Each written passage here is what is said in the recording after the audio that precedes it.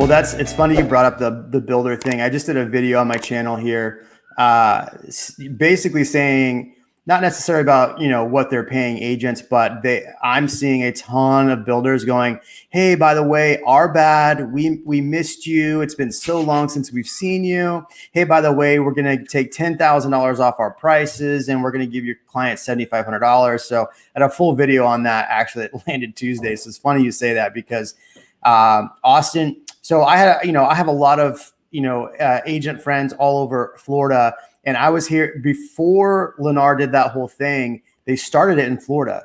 I had agents going, "Yeah, I can't believe what Lennar is doing." And then right after that, they did it. And to your point, 100% with Lennar's, I've had clients crying at the closing table because they had no choice because the prices in that time were going up so quickly. They had to close on this house, and they were literally crying because the quality was on garbage. This. I can think of one specific home. So, Lennar's going to be like, "Oh, you said no." I can think of one specific home. I had a client literally crying at closing. Like, "I don't want to do this, but I have no other choice." Well, you know what they were doing? It was disappointing. It was really disappointing. It's so disappointing. Like the fact that they get away with that stuff because, so here's the thing. Like, I think that whether you're a person or you're a corporation, like when the market's like that, you show who you really are. Right. And if you're going to put profit over people and that's just who you are, like, okay, cool. Then I've got your number for the future. Right. And so for us, like for you guys, do they have the 2-stage inspection for new construction? Like you do like your pre-walk and then your final? Yep. Yeah. So like here, they got rid of the second walk. They're like, "Hey, we're going to have your it was like, bring your home inspector out, give us the list. And then you just trust us that it gets done. And then if you find anything after closing, call warranty, right? And then you just find out they didn't do anything on the list. And so, and then now it was like, "Oh no, sorry, you can't bring your inspector anymore." And you're like, come on, like it's a nightmare. I couldn't imagine. Well, Jeremy, you just said something really important there. You said couldn't afford something else. That's a big reason why a lot of people choose that builder.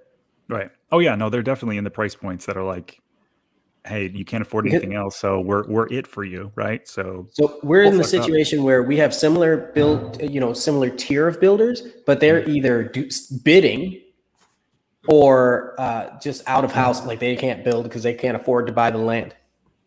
Right. Or that one. Well, I mean, if you also think about maybe you can enlighten us a little bit on how your market has gone, but they had put this property in a contract like June, July, and it was closing the very beginning of the year. Prices from June, July 2020 to early 2021 had increased significantly. So if you wanted something in the 400 price point, that was your only choice. And they were moving. They had moved. This couple had moved from Dallas. All their stuff's in a pod waiting for this house to close, and they have no choice. And it's tough because like I don't want to pick on that builder specifically because all of us has had experience with reps. We get to work with the builder reps and we build rapport with the builder reps. And, if there's an issue, we deal with the builder reps and then we go above them.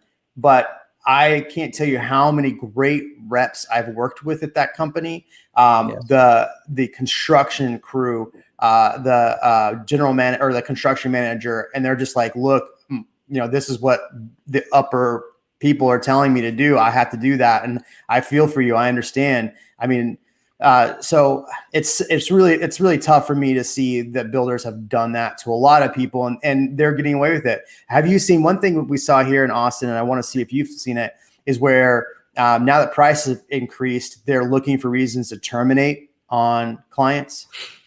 Yeah, 100%. So, I mean, that's I think why you would get at the end and they've got this list of 35 things that they didn't finish. And they're like, "Well, listen, you can walk if you want. It's fine. We'll give you your deposit back. And then we're going to go mark it up $100,000 and sell it." And so we've got I'm building a townhouse right now, not with Lennar, but with another builder.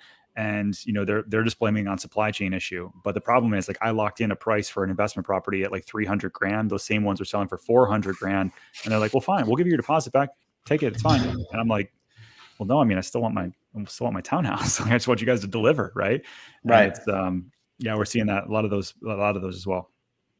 Thanks for watching this short of the Real Amigos podcast. For more live streams, hit here. For more clips, hit here. We'll catch you on the next one.